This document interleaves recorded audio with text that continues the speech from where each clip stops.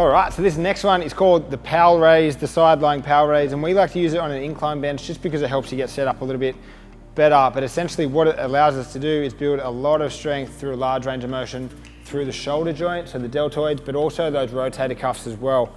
So setting up in the side lying, ideally we want to try and keep the line of strength at the longest moment arm possible so that we develop the most amount of strength through the largest range of motion. So for an example, if we burnt the elbow at any stage, it's going to reduce that moment arm, which means we don't get as much strength.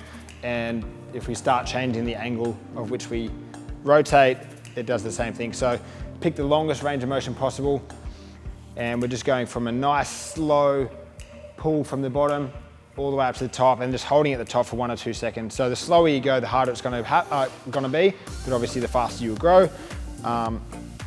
And we're essentially looking for about 10 reps at roughly 8 to 10% of your bench press. So if those numbers don't add up, I highly suggest working through this to develop that posterior cuff and those rotator cuff muscles for healthy, happy shoulders.